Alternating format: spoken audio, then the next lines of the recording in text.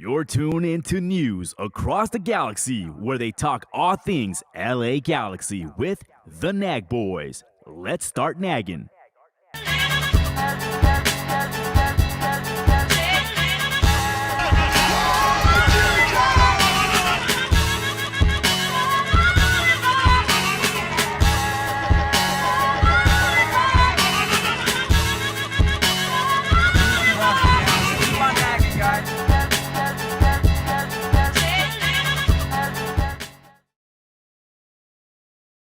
What is up, fellow G's, and welcome to a very special edition of News Across the Galaxies, the Midweek Show. I'm your host, Edgar Zuniga, with Bryant on the ones and twos. What's up, Bryant? Well, he is on the ones and twos.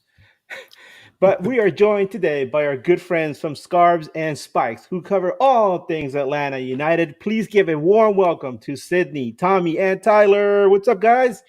What's up, Edgar? What's up? I figure out how to say your name first, Edgar. Yeah. Trying to be Thank fancy. you. Yeah, sorry. Man, thank you guys so much for joining us. I know we were on your show last night. That was a lot of fun, a lot of surprises, a lot of twists and turns. And I don't think we're gonna top how that show ended. It's impossible. Like I showed it to one of the guys earlier today, and he said, "How can you ever top perfection?" And I was like, "Yeah, there's." And you guys know what I'm talking about. That video that closed everything up. Because my goodness, that was amazing. It's a banger. Absolute banger. And hopefully we get to see it later on today. It's because the world needs to know. The world needs to know that if you say his name, well, you'll find out. Well, welcome to the show. Like I said, can you please tell us about how you guys got into soccer, football, how you guys met, and how you started the podcast? More and also the interesting name. How did you guys come up with the name? I know it's a lot, but there's three of you guys, so you guys can divvy it up. Yeah, Tyler, you want to talk about the name?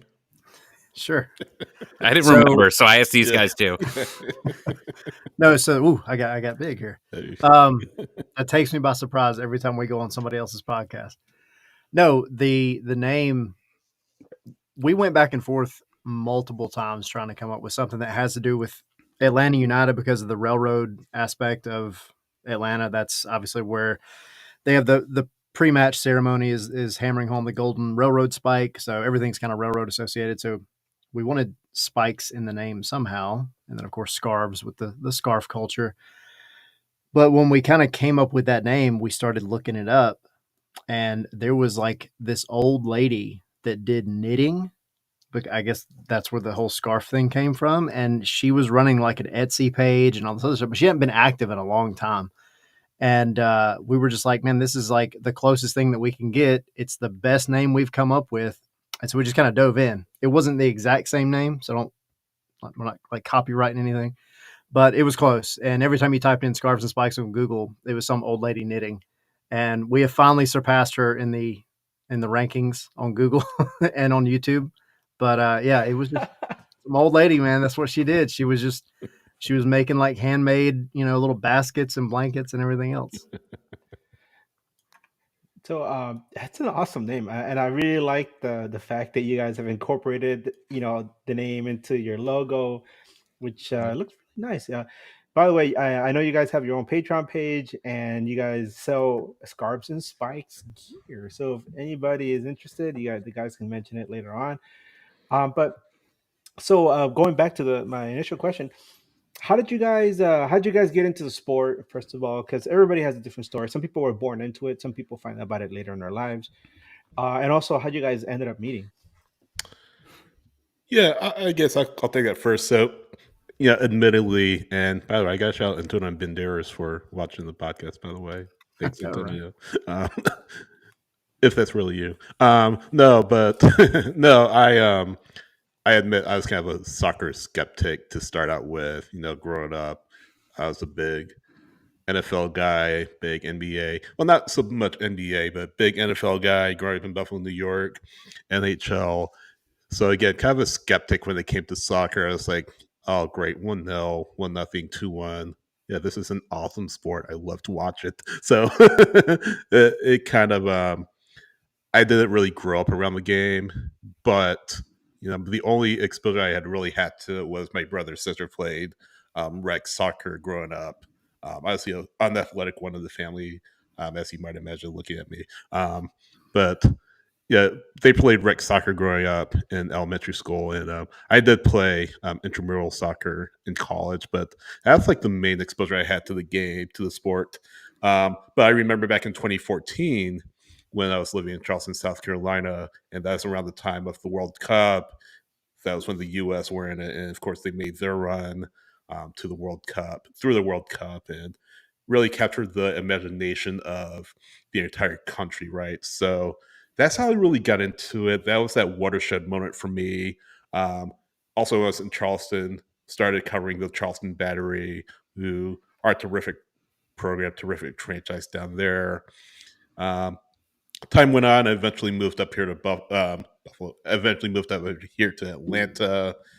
Saw that MLS was starting a team in Atlanta, so I reached out to the editor of Atlanta United blog that was just starting up, called Dirty South Soccer. I said, "Hey, if you're looking for somebody to write, I'm interested." So got involved with that, and that really opened up a lot of opportunities for me to not just cover the sport as a journalist, but really expose myself to MLS as a fan and the global game as a fan. So that's kind of like my short kind of spiel of how I got involved in soccer. So,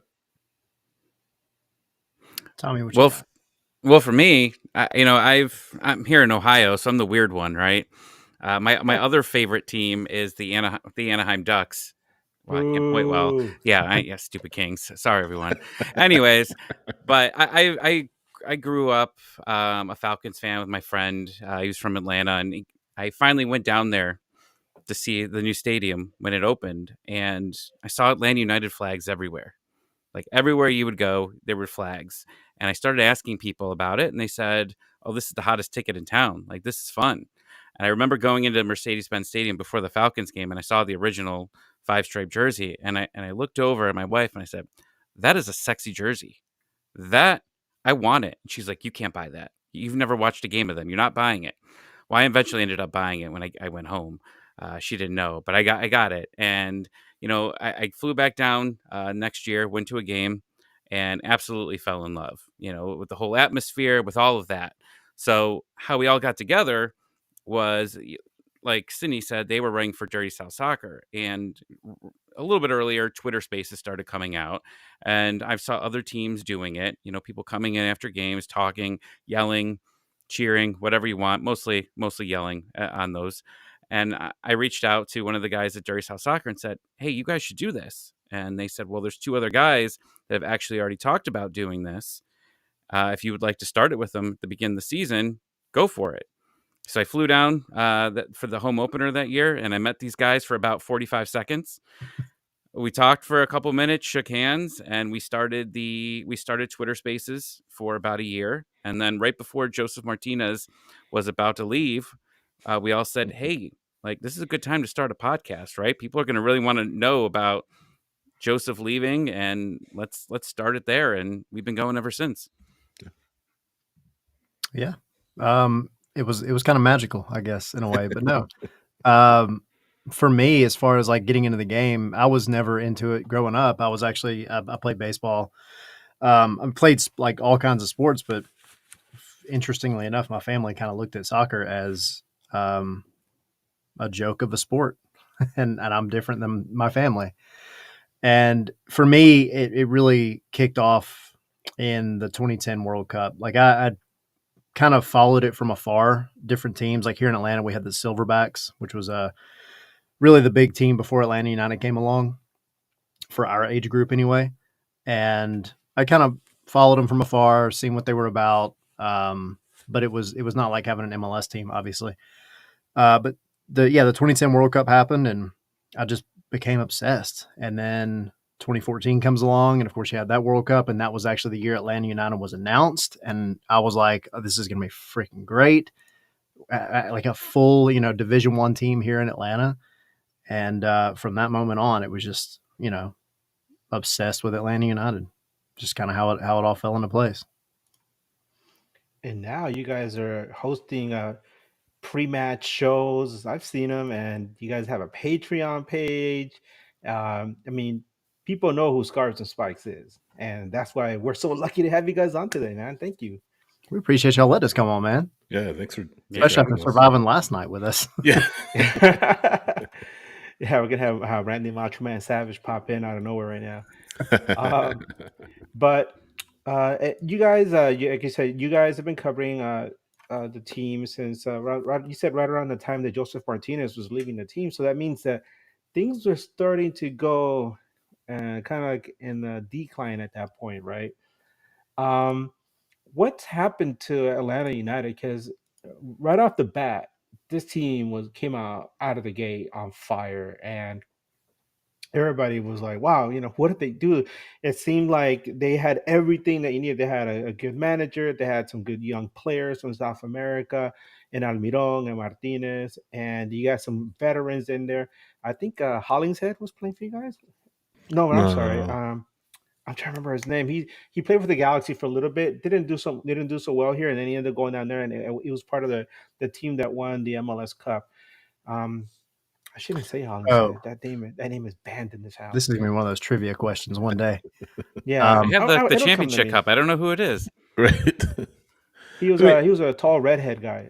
Lorenowitz, Jeff Lorenowitz. Yeah. Yeah, there you go. Yeah. So you guys had that. You guys had everything right. You had the beautiful stadium. You had the owner that put the team on the same footing as his NFL team and showed the same kind of care and appreciation for them. And then it's like little by little things started to kind of erode, right? Almiron left, and then there were problems with Joseph, who like flipped over the chicken spread and chicken and rice, man. Right? I mean, can you guys tell some of the Galaxy fans what happened? Because we don't play you guys as much as some of the other teams. They've only played each other 4 times. But what's happened since then, since the championship year, and what do you guys think is important to turn things back around? Do you have 3 years to talk about this? Oh my God, 3 years of anguish? 4. Right. Jeez. The whole thing went bad the moment Joseph tore his ACL. Ever since then, the moment he touched that stupid field in Nashville. Right. Yep. Oh man. Well, yeah, I mean, I guess I'll start here. I mean, if you really want to start there, Atlanta has always been very dependent on Joseph Martinez. The year before, they almost went after they won MLS Cup, they almost went back. Joseph got hurt right before. Things kind of went downhill. And then the season opener, they go to Nashville. Joseph tears his ACL. He's out for the year. COVID happens. Who knows if Joseph's tear caused the pandemic, but no one will ever be able to prove that. It felt but like it's been downhill ever since. And it wasn't just Joseph. The team was kind of setting themselves up for this. Bad contracts, bad signings here and throughout the years. And there really wasn't a lot of hope with this franchise for a while. And I see in the chat, David said, didn't they steal Seattle's front office? And they did. They went out there and they got Garth Lagerwey, right? And he's the manager, or not manager, technical director of the year, right? Like he's one of the most famous guys out there, putting together great teams wherever he goes. The problem is when you come in and when you have MLS, you have to pay for your sins when you have bad contracts. And Atlanta's had a lot of bad contracts for quite some time. So they've been trying to do not a fast rebuild, but they've been trying to do it piece by piece. And, Giacomakis was one that came in right away. And they've been chipping in and throwing, DP, bringing some DPs in, right? Like Thiago Amato has been here. He just left. But for us, our hope is next season, because a lot of these contracts are finally, off the books at the end of this year. And this Atlanta United team that you're going to see on Saturday is going to be completely different than what you're going to see next season. Like, I don't feel like I'm exaggerating here. It could be over 50-60% of the team could be turned over next year. Wow. No, I don't disagree with Tommy's take at all. I think, just mismanagement, just poor decisions where you can say whether it's scouting or just mismanagement of funds for a Lady United that has really put it behind the eight ball. And Edgar, like you were saying, they came out like a house on fire. Won the cup in 2018, came really close to getting back to the final in 2019. But as Tommy was just saying, 2020 really started that downward slope for this club. And excuse me, I think it just never has really been able to recover. I think a lot of the signings or some of the signings were made in panic. Like, okay, we're looking for quick fixes. So who can we bring in for maybe a year and a half to get us to where we need to be? And a lot of them haven't panned out. That's not to say universally all of them have failed, but many of them, some of the more notable ones, have kind of flamed out. So I'll throw out an example: Luis Arujo, who was supposed to be a really terrific player for Atlanta United. He started out very well, but just flamed out. Was never really able to get his feet underneath him in MLS, and you can see it in his demeanor, just very frustrated, very down on himself, and eventually he left for Brazil. PT Martinez, another player, South American Player of the Year, right? And Atlanta United brought him in at a very large transfer fee. The problem was, it wasn't really a need for them, so it was more of an accessory rather than a precise need for the club. And he was pretty much sold at a break-even price, and he didn't work out. So those are just some examples. I'll throw out another example. Tommy will love this. I'll get it out of the way now. Jurgen Damm was another primary example of a move that Atlanta United kind of brought it as an accessory, but didn't come close to working out. So just moves like that just have really set this team behind the eight ball. But Garth Lagerwey has come in, and we all know his track record in MLS, and just a matter of untangling these webs that have just been built over the past number of years. And the team is close, and they're not quite back yet. Just kind of maybe borrow a phrase that Garth Lagerwey said a few weeks ago that really made Atlanta United fans' heads stand on end, for better or for worse. But he said we are back, and I don't really agree with that. I think they're close, but there's still a lot of work to do. And as Tommy said, I think you'll see a lot of that in the transfer window in winter when this team will have a lot of money to play around with. Wow. You know the Animaniacs song where they go through all the states? Yeah. You could do that with all the strikers that they've tried to sign Atlanta United since Joseph Martinez. We could create an entire Animaniacs song with all the strikers. Wow. Adam John. Oh, Adam John. Damn, dude. We have some questions in the chat that you guys could probably answer at this point, because it's concerning what you guys are talking about. We have a super chat from Adam. Thank you so much, Adam. He asks, "Hey guys, what kind of coach are you guys looking for the 2025 season? Because right now you guys have Rob Valentino, correct?" Yeah. I think first and foremost, you've got to get a man manager. There is culture in that locker room that needs to be changed, like yesterday. And you got to get a guy that's going to come in and command respect and maybe even a little bit of fear. Because I think the overall idea from a lot of Atlanta fans over the past couple of years, honestly, has been that you've got a lot of, I don't want to call it laziness, but a lot of, I guess, substandard, work ethic maybe going along in the locker room. And there's just like little things where it just doesn't feel like the coach or coaches in this case have been able to develop a culture of respect. And that's not to say that, the locker room is lost. Rob Valentino, of course, is put in a really tough situation this season, being the interim manager. But I think you're going to need somebody that can come in and knows how to handle people first and foremost, and the football aspect of it will come. But you can get a lot more out of the group that you have right now, and I think that's where a lot of fans kind of sit. That this team is pretty okay on paper, but they have not been performing up to that at all. And then Adam has another follow-up question. Thank you so much, Adam, again for the super chat. He asks, and it's a question I've been asking myself too. Is Brad Guzan retiring after this season? What's up with the Gusano? Yeah. Obviously, I would say OG LA United player because he wasn't here day one. He was signed, this season, 2017. Before that, Alec Khan was holding down the reins at goalkeeper. But outside of that, he's essentially been here since day one, and he's been a cornerstone player for this club. The club's the second full-time captain after Michael Parkhurst retired. And he said it in training. I wasn't there, but he said it in training today. He said, the reason he was asked about it was because Dax McCarty, of course, announced his retirement effective at the end of this season. And we could spend the entire night talking about the impact that Dax has had on MLS.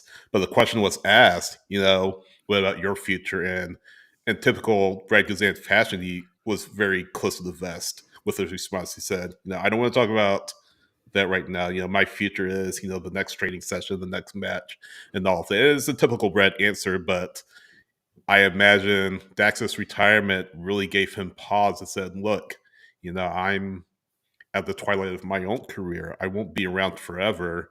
How much time do I have in this league? How much time can I spend as a fairly dependable keeper in MLS? Because the Brad Guzan of 2 years ago, to his credit, is nowhere near what he has been in 2024. And he's had a bounce back year after just a shaky 2023, due in part to injury. But I guess the long answer, or the short answer, is I think he will. I think that even though he has a lot of pride in himself and his abilities, I think he'll recognize that, it's time to let somebody else take the reins. So I do really believe that based on that, and based on the fact that this has been a tough year for the team, I think he will retire. Now, that's not to say that depending on who they bring in this winter transfer window, that might cause them to say, hey, let's give it one more year, one more push at a trophy.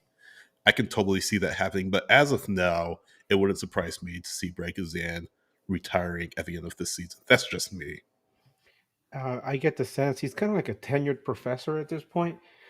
Yeah. But do you guys feel that Atlanta could benefit from a better goalkeeper? I don't want to, and insult him or throw any shade his way, but you say he's getting older, his play has diminished. Do you guys think that the team could really benefit or could have benefited from going out and looking for a more solid or at least a mid-tier MLS goalkeeper? I think this year, had you asked us that in December of 2023, we all would have been screaming from the rooftops, yes, like somebody else has to come in. Not because we don't like Brad, but he had a rough year, and he had injuries, like Sydney said, and he just never really had time to recover from those injuries, which is partially his own fault because he's so stubborn. He just wanted to get back to it. I get it, but he didn't. He came back, right. He tore his Achilles in 2022, came back very quickly, and then tore it wasn't his ACL, did something to like his MCL or meniscus or something in New York City at Yankee Stadium. And he was only out for 7 weeks and came right back. But he wasn't good. He was very slow. He didn't fit back in. And so 2024, the offseason comes along. He gets a full offseason of rest. And he comes back, and he's actually been probably one of the better goalkeepers in the league if you look at the numbers. So all the things that have been happening with Atlanta last year where they were leaking goals left and right, like the defense has been solidified, and part of that's due to Brad Guzan. But at the same time, you can't fight Father Time. He's still 39 years old. So you're going to have to start looking. And thankfully, Atlanta does have a pretty good squad of, second, third string goalkeepers that can step up. Well, and I see that question too about, who's your bad contracts, and Brad Guzan's one of those. Right now he's making $600,000 for a year, and that's one, and they have a backup as well, and he's making Josh Cohen is making $300,000. there. So it's a lot invested into the keeper position. And I think the goal was to have Josh Cohen as the one that takes over for Brad next year. And we talked about bad roster and how they handled it. I mean, they've got 2 U22s that don't even play for this team. We actually had 4 U22s last season. We had to cut one in the middle of the year and do some shady things in the middle of the season just to get into roster compliance. I mean, that's how bad it's been here at this point. Derek Etienne, which was a huge signing, right? I think every team wanted him at when he became a free agent a few years ago. He didn't work out for Atlanta, so they traded him to Toronto, but maintain a lot of his salary this year. So we're paying his salary and he's playing for another team. Now it goes down a little bit next season, but it's just another thing of like bad contracts that you have here. And there's a few more as well, but a lot of those guys are going to be, hopefully off the books here. And then that's when Atlanta could really, get this new manager in and really start rebuilding this into, we've been talking about Atlanta United 2.0 for a long time. If I want to count the last generation as like version -0.5, and now we're getting to the real 2.0. I'll throw one more out there. It's just super quick. Is Luis Abram, and I don't have the number in front of me right now. I'm looking up right now, but I have it. Oh, you have it. What is it? It's really high. It's just under 900,000. Yeah, 871. I mean, he that's a lot of money. That's a TAM contract right there.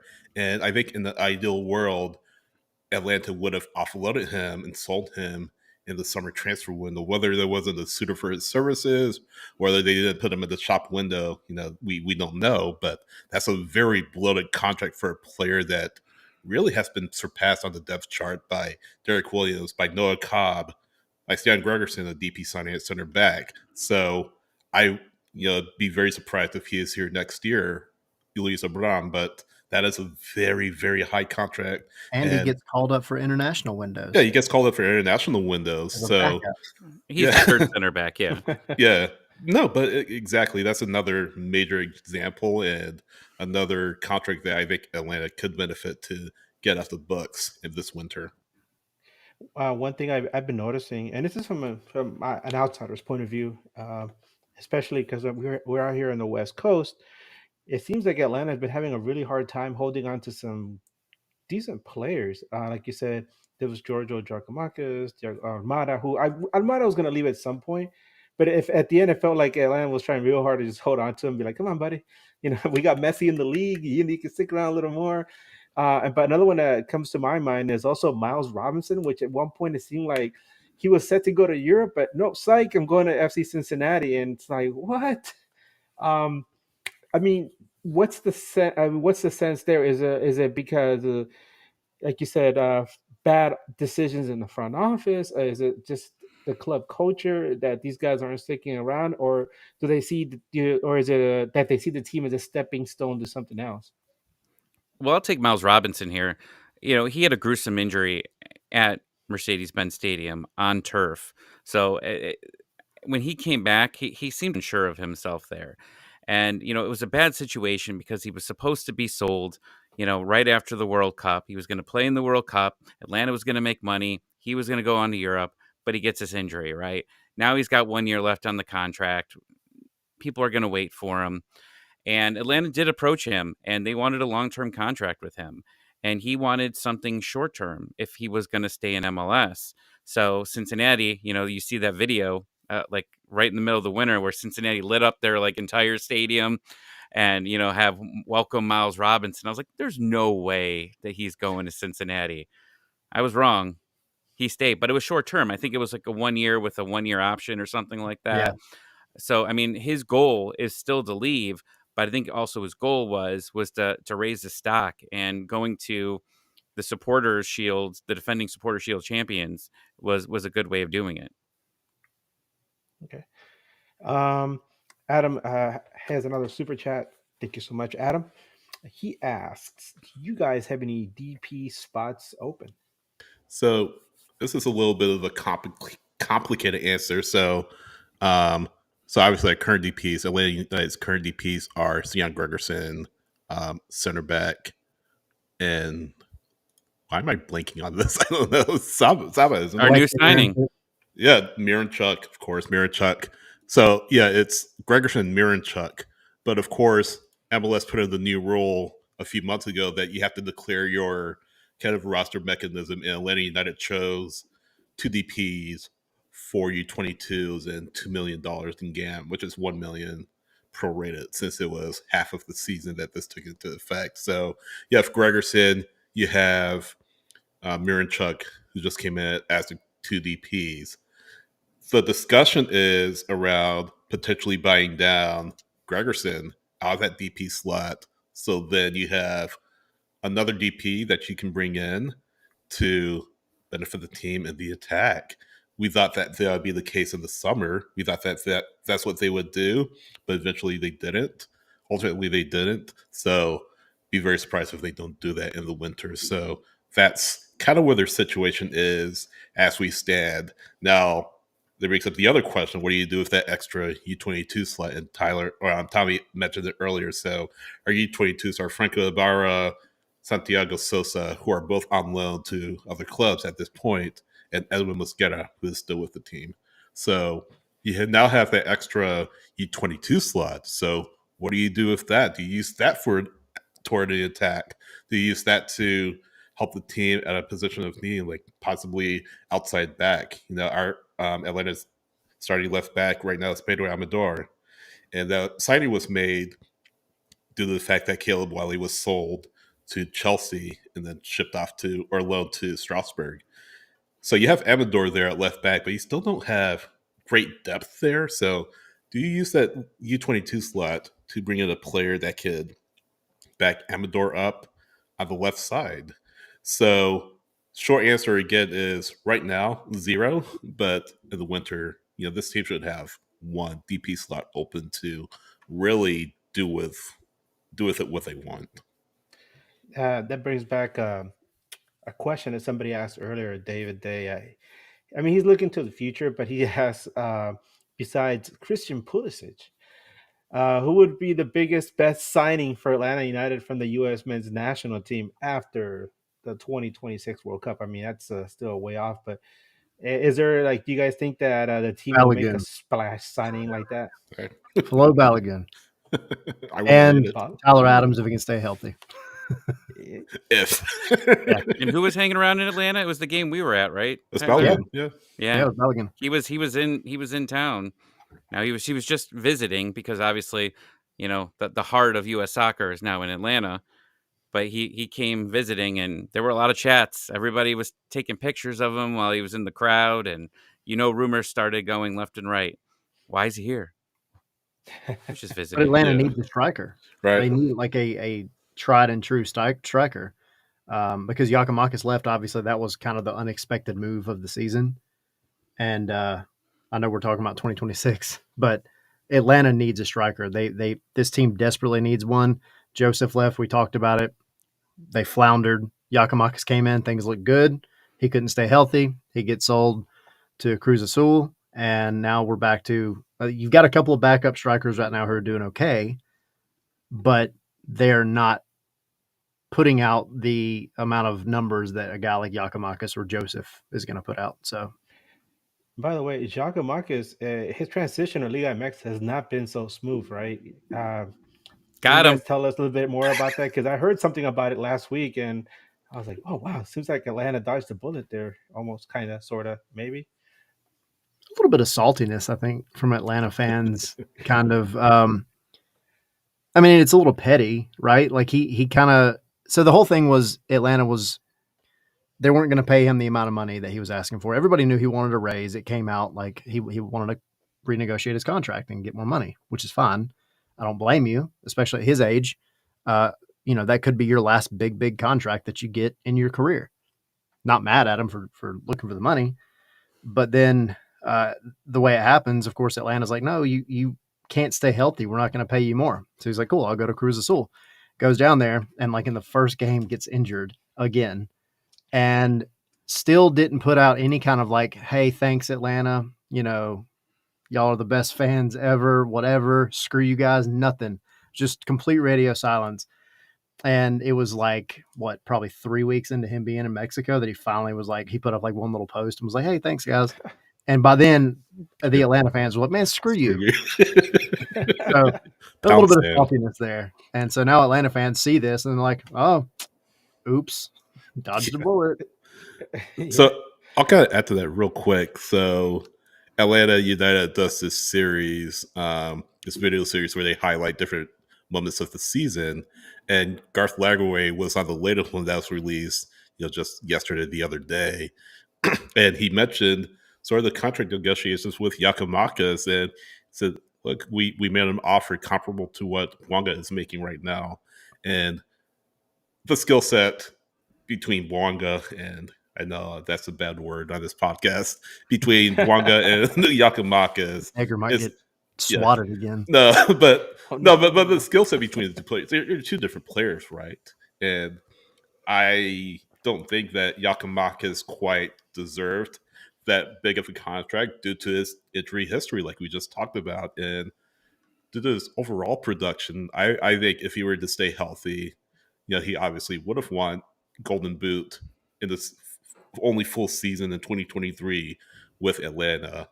And I think you could make a discussion, okay, let's pay him more along the lines with what Denis Bouanga is making. But I think while they did their part, I think there's that back feeling at the back of their mind saying, this guy can't stay healthy. And we may as well just wash our hands and say, you know what, let's put him in the shop window. Let's see what happens. If we get anyone to bite, we'll go ahead and have the discussion.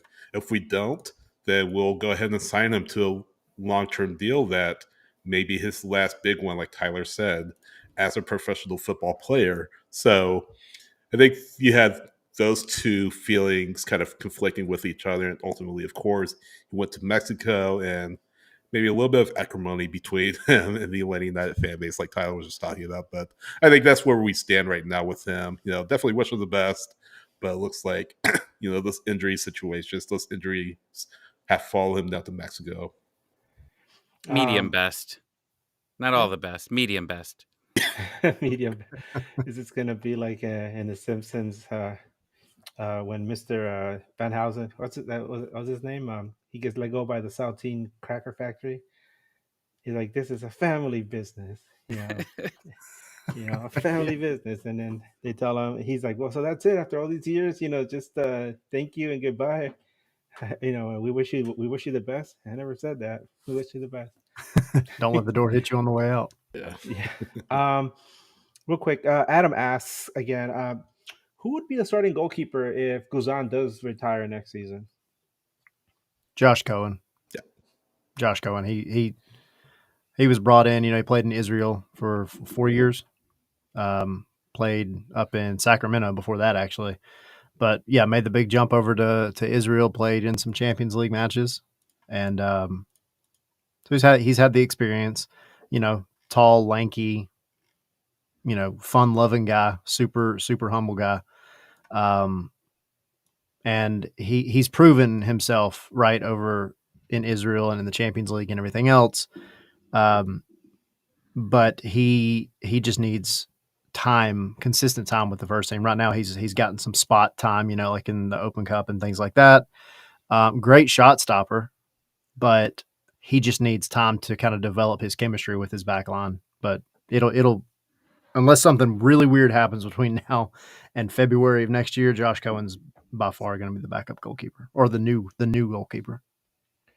Yeah, there's another question from Adam at the bottom too, because he's a former G. People want to know, how's Derek Williams doing with Atlanta United? Love him. Yeah, don't let him go anywhere. He wasn't supposed to be the second, right? He fought his way in at preseason to becoming the second center back, and he's played like it. He had an injury, and when he went down, the team struggled, right? I mean, there was a whole point of the season where our number 1 and number 2 were out for an extended period of time. That's kind of how the season went for us. When you lose both your starting center backs from opening day, you're going to start getting in trouble no matter what team you are. Yeah, he was pretty solid here in LA. I remember he got a lot of flack when he went in hard, and that one player from Portland, I can't remember his name. That's a highlight too. Oh, Andy Polo. That? Yeah, and then later you find out that Polo was like, hitting his wife and got in trouble with the VD, and everybody was like, Derek Williams knew what he was Great doing. tackle. He knew. Yeah. A hero in retrospect, right? Yeah. Um, but let's move on to the game itself. The game's big game on Saturday. LA Galaxy is looking to get back on track to where they were before the Leagues Cup break, and Atlanta trying to end the season on a good note, right? Give some hope for next season. So let's get real quick into the player availability report for LA Galaxy. A lot of people were wondering if Dejan Joveljic was going to be ready for this game because he's been injured for quite a while now, still nursing a hamstring injury. Greg Vanny says that Joveljic is close, but he will not force him to return this week. Julian Aude is a week to 2 weeks from returning. He has a groin injury. Emiro Garces is not available. We saw him play fantastic during the League's Cup break, and also, I'm sorry, during the against Portland before the season, before the League's Cup. He's not available for this weekend, and but he'll be back on training next week. And then we get to the real interesting stuff, the dramatic stuff. Novak Mikovic, who's been a solid backup keeper for the LA Galaxy, who a lot of people feel uh, could be a starter, will not be available for selection this weekend for the match against Atlanta. Greg Vanny was quoted as saying that Mikovic will be fully reintegrated into the team for the match against St. Louis. But the word is that Mikovic still wants to leave since he feels his career is being put into jeopardy. Being a backup keeper in MLS, being a backup keeper is not something that he signed up for, and he feels he has proven worthy of being a starter. Oh my goodness. LA and drama, man. Always some drama in sports. The LA Galaxy has like a little bit of drama there. I mean, I hope it doesn't really affect the atmosphere in the locker room, but it's something to keep an eye on as we head into this weekend. Um, from Atlanta, what can you guys tell us? Who's healthy? Who's ready to go for this weekend? I mean, who's not going to be playing this weekend? Any names stick out? Well, I can tell you that Alexei Miranchuk does have this visa, so he will be available for selection for Atlanta United on Saturday. As you might expect, Rob Valentino didn't say whether or not Miranchuk would start. I would expect he will not start. I would expect him to come off the bench for Atlanta and make his debut in the second half, but he is available for selection. Danny Rios had a hamstring in Leagues Cup that he suffered, but he trained with the team. He has been training with the team this week, so he'll be back. Outside of that, I don't think any major injuries that come to mind. Ronald Hernandez is another player that has been banged up. So that's another name. But yeah, outside of that, guys, keep me honest here. I think really full bill of health, clean bill of health for Atlanta United. Yeah, I think the biggest one is Ronald Hernandez, which he is. You probably wouldn't see him anyway. He's a backup wingback usually. But the big one is going to be Miranchuk because he's the new guy and nobody knows what to expect. If this were still Gonzalo Pineda's team from a couple months ago, 100% he's not starting. You might see him in like the 75th minute. But Rob Valentino is a different guy. And I still don't think he starts, but it would not surprise me if Rob Valentino were to come out and be like, "Hey man, you're here. Like you've known you were joining the team for a while. It's not like you are out of, out of practice. You've been training, everything else. Like, let's go see what you're made of." And, kind of trial by fire. Would not surprise me with Rob. I don't fully expect it, but I think you're going to see Miranchuk for at least 45 minutes in one of the halves. 45, eh? I think so. Okay. I hope so. For our sake of staying up until 1 a.m. watching this game, Yeah. I'm as a West Coast hockey fan, I know what it's like to stay up late and watch sports, and I just don't want it to be like a 4 or 5-1 game. I know all you LA fans want that, but for me, I just need, if I'm staying up, I just need to see something semi-competitive. And Edgar, I told you the key to this game you said, how does LA win this game? And I said, show up. Just show up. Well, you know who's showing up for this game. You guys asked me 24 hours ago about Marco Royce, and 24 hours ago, I said as of this moment, he hasn't had his visa. Guess what? This afternoon, we got word that the man got his visa. He will be available for Saturday's game. Does it mean he's starting? Who knows? We don't know. But at some point, I'm guessing you're probably gonna see him, and so there's a good chance we're gonna get to see Marinchuk versus Royce clash on the field at some point. It'll be epic. And it'll be a question to see who's going to score first, Marinchuk or Royce. And this is where we have the beard versus beard again, Tommy. No, stop making Come this. on. Stop trying to make this a thing. It's not happening. This will probably be the least game I would ever bet my beard on. Oh, come on, the Chicago game. You were like so sure that Atlanta was going to beat Chicago. Just like we were like, there's no way we're losing to Chicago. And then what happened? Damn. We had Chicago a watch along. We had a Patreon watch along, and towards the end of the game, my wife comes down and she's, because I bet that they would not, they would win this game. So she did not pay attention that a draw also would force me to shave this off. And then like the game ended, and she looked at me and she's like, "All right." She does not like me without a beard. My daughter cried while I was shaving it on her show. And I looked at her and I go, "Yeah, I got to shave my beard." She's like, they didn't lose. And I go, "But they didn't win." And then next thing you know, I'm shaving my beard on YouTube. Look at me, Mom. I saw that too. I saw it live. It was like it was that scene from the Chronicles of Narnia where Aslan is getting shaved on, and it was a sad thing, right? And I remember reading the book and thinking to myself, when I was a kid, I read that and it made me cry. And then seeing you, shave your beard right there almost brought a tear in my eye as well, man. It's exactly what we envisioned when we started the podcast. Moments like that. I had the Dominic Mysterio mustache there. Watch his soul literally leave his body. Dirty Tommy there. Yeah. Well, I know Bryant can hear me, but one of the first times I came across News Across the Galaxy, Bryant had lost a bet.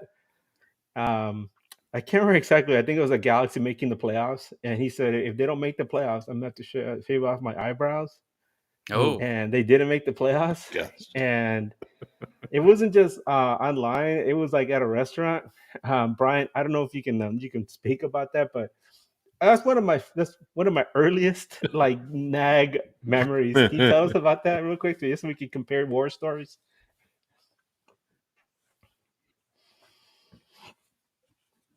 Oh, that's bold.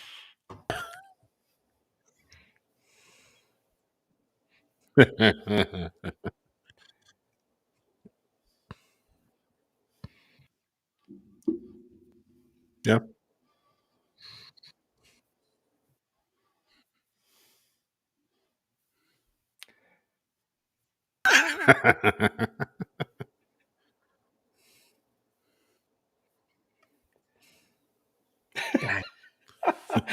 There you go, Tommy. You gotta show those pics. His eyebrows, dude. You gotta show those pics, Brian. What's that? Yeah, we'll have to see the pictures. Of that.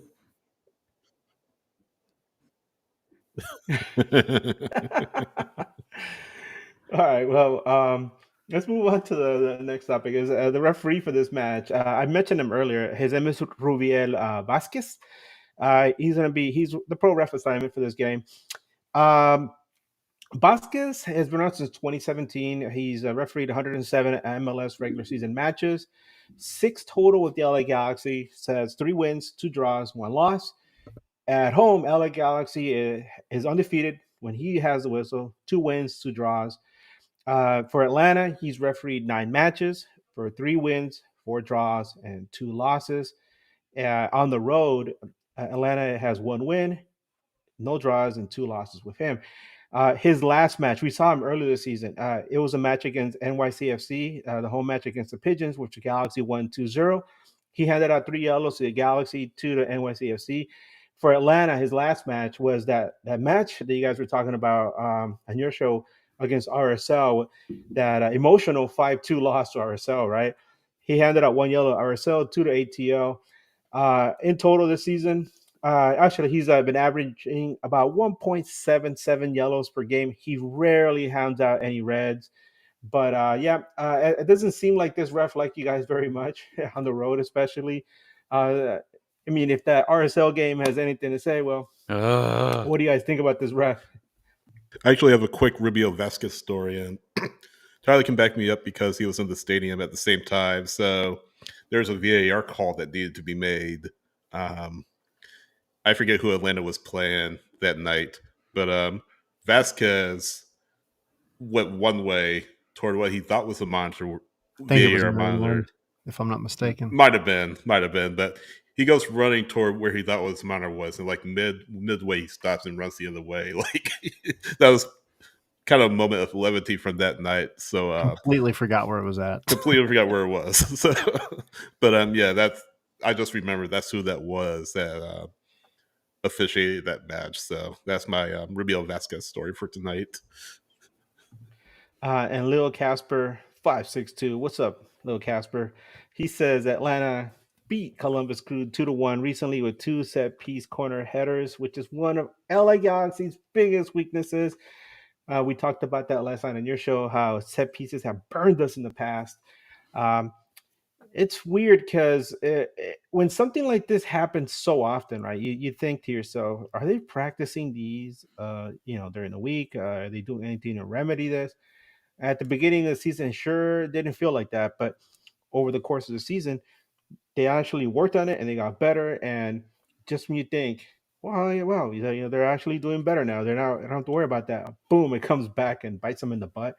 So I'm not sure what to expect. I know you guys mentioned that Atlanta has a difficult time scoring goals off set pieces. So this is the perfect recipe for Atlanta, scoring 3 goals on set pieces against LA Galaxy team that obviously doesn't know what they're doing in these situations.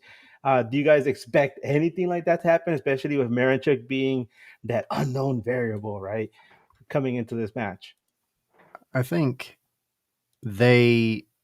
we know how much they train set pieces, and it just hasn't worked this year until it did against Columbus. Nobody expected that Columbus game. Atlanta probably shouldn't have won the game, but they decided to get their first 2 set piece goals of the entire season at home against one of the best teams in the league. It just worked out that way. But 100% they're going to be focusing on that, because regardless of whether or not they're actually good at set pieces this year, they have a lot of guys in there that in theory should be able to get their head on a corner, right? Like Stian Gregerson is freaking giant Viking, and he can get up. He can jump. And then of course, like Derek Williams is another one who maybe not the tallest guy in the world, but I mean, y'all know he has that kind of technical ability, in and around the box, just to be able to get on the end of a ball. Daniel Rios is another one, and Jamal Tiare, who are both of the strikers. Jamal Tiare is super tall. So like the ideas are there, and we see them run out like these set piece routines a lot this year that just haven't really come across and been successful. But I do think that would be one of the bigger focuses, knowing what they know about the Galaxy. That's one of the weaknesses. And Atlanta's going to have to exploit any weakness they can, because at the end of the day, they don't have a dominant striker right now on this team. And that sounds a lot like our LA Galaxy. We don't have a dominant striker right now on this team because, like we said, Daniel Leach is out. There is one player that ties the history of both clubs together. Of course, I'm talking about Jeff Larentowicz, right? Well, there's Derek Williams as well, but I'm talking about like up top, right? Scoring goals, right? Scoring bangers. Jeff Larentowicz. No, you said bangers. There's banger. Can't say plural. Yep. Can't say plural because I wouldn't hate this man as much as I do. Plural. We're gonna get there. Real quick though, all-time results. Galaxy and Atlanta have only played each other 4 times. Unfortunately, because we love talking to you guys, we love having you on the show. Um, yeah, they've only played each other 4 times. Atlanta won the first 3, I want to say, and Galaxy won the last match, which was I think it was a couple seasons ago. Yeah, no, actually, yeah, Atlanta won the first 3. Galaxy won the last one, which was in 2022. It was a 2-0 victory. I remember I was at that game. That's when they unveiled the David Beckham. I think they brought Beckham in and they put him like on some kind of, they honored him or something like that. It was pretty interesting. Well, all time results. Now we get to predictions. Wait a second. Remember when Zlatan purposely got a red card so that he didn't have to go to Mercedes-Benz Stadium and play? Like they opened up the whole stadium for it, and he just purposely just threw a guy over, so he got suspended for that game. All the big guys, they don't want to come to Atlanta. Rooney went on vacation right before he was supposed to come to Atlanta. These guys. Messi was eating pizza. Messi. Yeah, Messi stayed home. You've been having you remember berries? I remember everything. I remember Zlatan. I was excited to see it.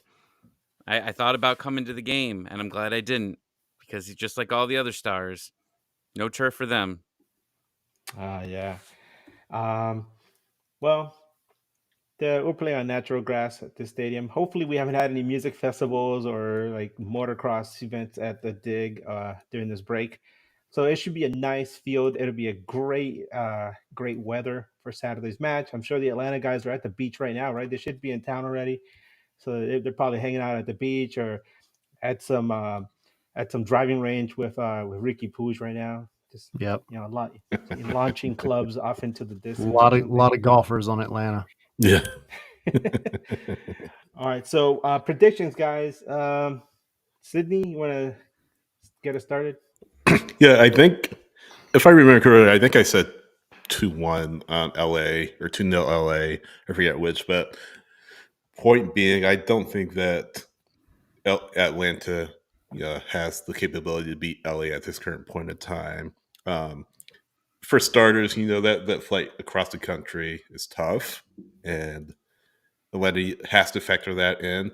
Granted, they are already in Southern California to try to get used to the time change, get used to the atmosphere and all of that.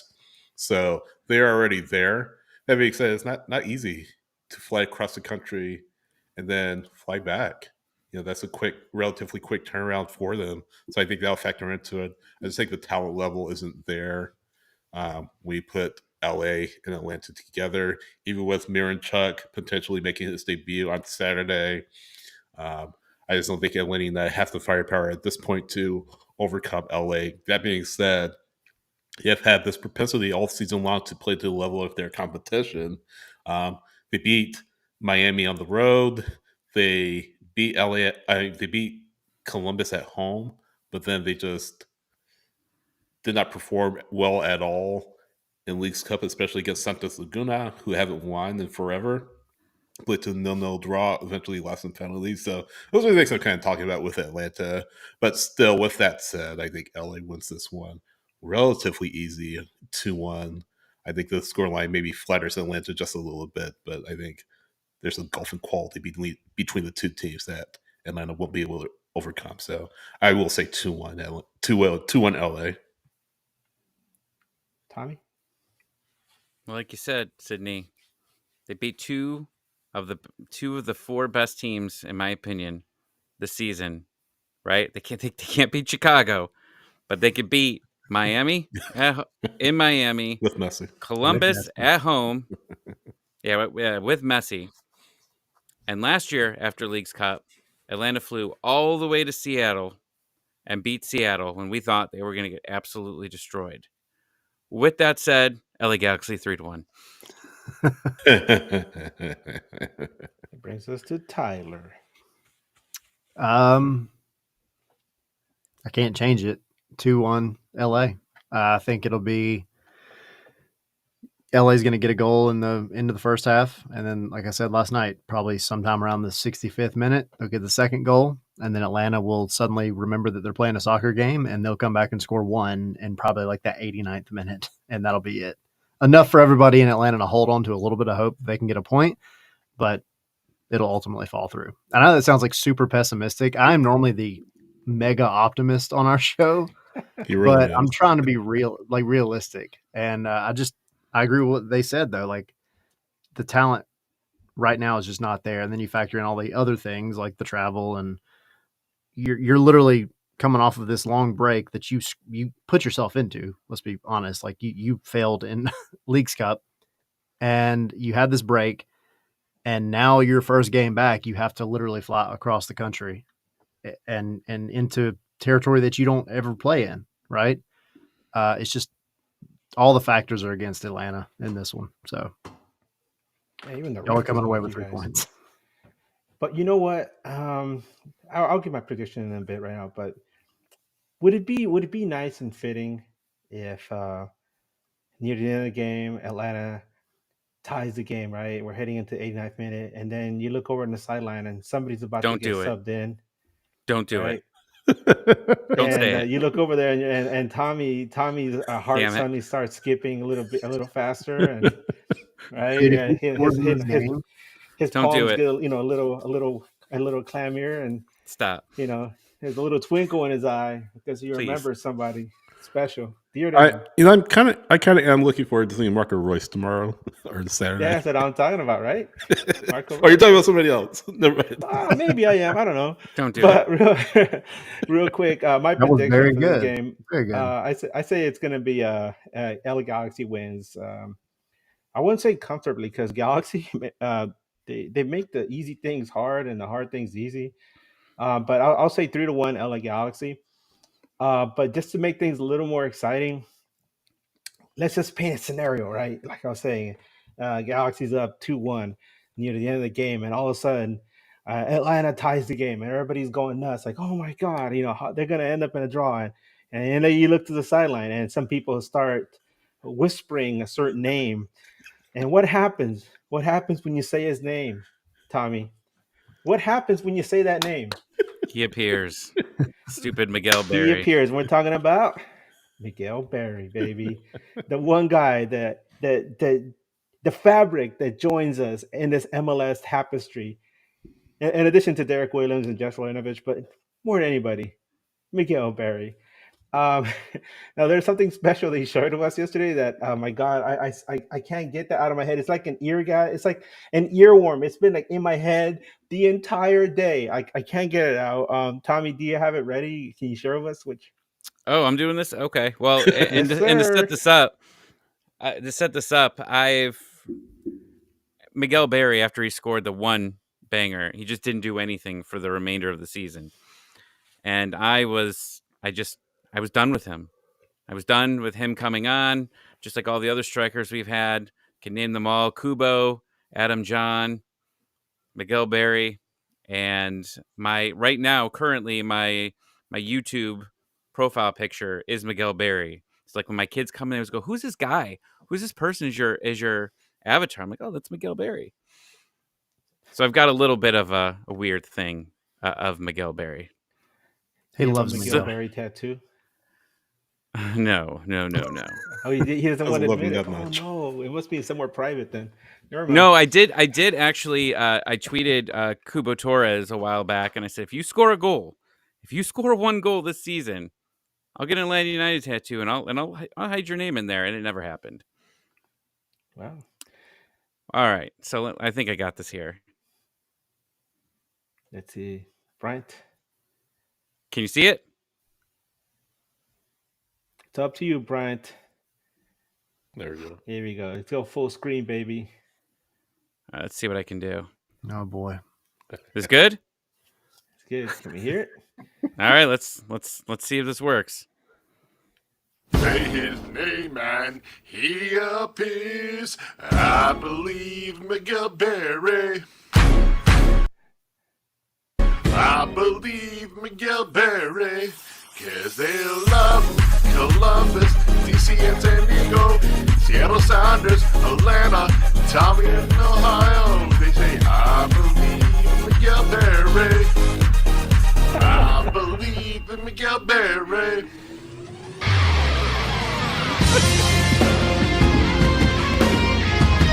It was like 6 times.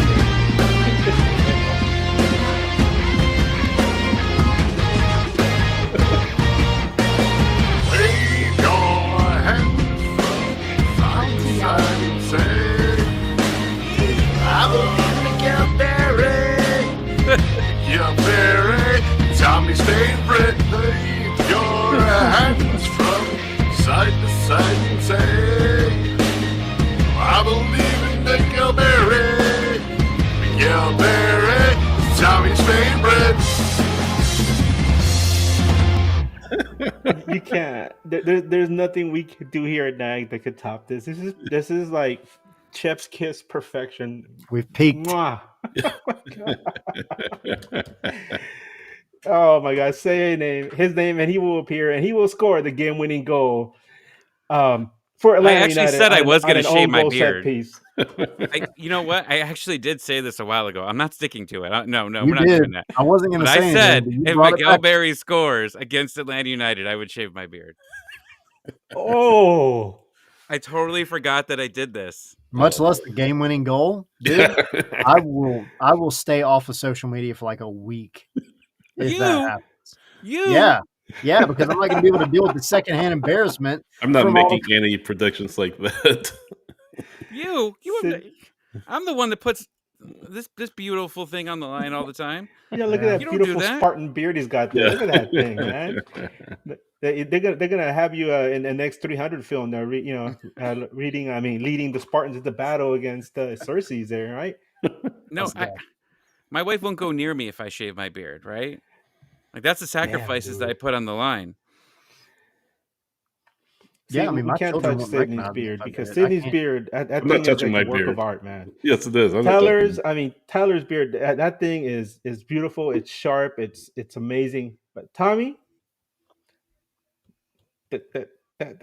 I've seen you with the beard, man, and let me tell you, it brought a tear to my eye, and I don't mind crying. We should normalize crying, and it's okay. I need to shed a few tears sometimes, so I wouldn't mind shedding a few more tears this weekend. No, Stupid Miguel Berry. Well, hey guys, thank you so much for joining us. Like I was telling you guys last night on your show, I was really looking forward to this match, Atlanta versus Galaxy, the whole season. Like I said, I'm a big fan of your show. I've been following you guys for a while, and I always encourage people, Galaxy fans, go out and check out some of the other podcasts around the league. You're going to learn so much, not just about the teams, but the club culture. And it makes you feel a greater part of the MLS family. And I think guys like you are an important part of this family because you guys are chronicling what's going on in Atlanta. And it's not just you're not just sitting there talking about the team, but you inject a lot of yourselves into it. You know, your soul, and you guys are a lot of fun. And I know we're all pro wrestling fans, and we have fun with that as well. But thank you guys so much. We really appreciate having you here. Hopefully Galaxy plays Atlanta more often so we can have you guys on here. And like I said, one of my dreams is to go to a Waffle House in Atlanta, wake up one morning, everybody's surrounded around the table, passed out with some waffles drowned in syrup right in front of me, and we're all sitting there having a good time. We can make this happen. Hit us up. Like I Hit said, us we up will when make you're it happen. done. So tell people where they can find you. Tell us about the Patreon, everything. Just let us know. So people want to know more about y'all, where they can find more Scarves and Spikes. Yes, go to scarvesandspikes.com. That has our written content. That has links to our podcast, links to our Patreon, like you mentioned, Edgar, links to our store. So everything you need to know about Atlanta United and Scarves and Spikes is there. We're on YouTube. I can't talk. Just search Scarves and Spikes on YouTube, Apple Podcasts. You won't get knitting, I promise. You won't get knitting. No, but search it, Scarves and Spikes, YouTube, Apple Podcasts, Spotify. We are on Patreon, as you mentioned, patreon.com/Scarves and Spikes. So go and check that out. Kind of added content that you won't find anywhere else. Kind of helps us keep the lights on for Scarves and Spikes and cover really some of our costs. But That's pretty much how you can find it. So then my personal Twitter account, X account, is SHWrites, as you can see there on the screen. So, Well, I'm Tommy, Yeah. ATL 96. yeah. I'm talking about wrestling, Atlanta sports, and obviously the superior Southern California hockey team, the Anaheim Ducks. Ooh. That's my heel promo, Edgar. Ooh. ATL Pilgrim for me. Yay! Ooh. It's that simple. You know, I don't really have much of anything else I do on social media but soccer. Play video games, but don't really talk about that much. You know, see beautiful Well, pictures of my wonderful kids. Yeah. And you like to hang out at practice fields and stare off into the trees and listen to the cicadas, right? The beautiful Yep. song that they make. After we got done last night, I went out on my front porch. I was talking to my wife for a minute and I heard the cicadas, and I was like, man, I need to record this and send it to Edgar. Oh man, thank you for thinking of me like that. But like I said, once again, thank you guys so much. We really look forward to a entertaining match this weekend. We're gonna see Roche, we're gonna see Marinchuk, we're gonna see Miguel Berry, right?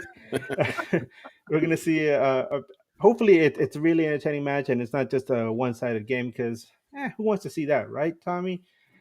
Not me. There we go. If But I'm losing beauty sleep, I want to be entertained. Right. But thank you guys so much again, from Scarves and Spikes, from News Across the Galaxy, from me, from Bryant. Thank you so much for joining us today. We're looking forward to seeing you guys on Sunday for the recap of the match.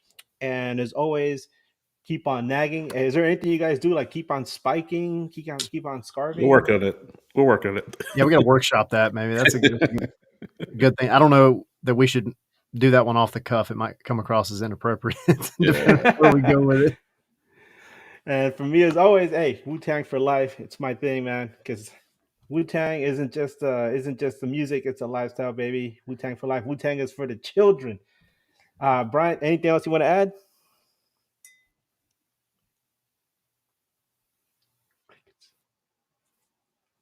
We can hear you.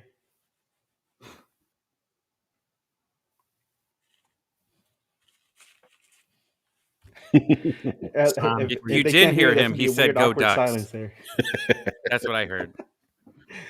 All right, guys. Thank you guys so much. As everyone, see you on Sunday. Goodbye.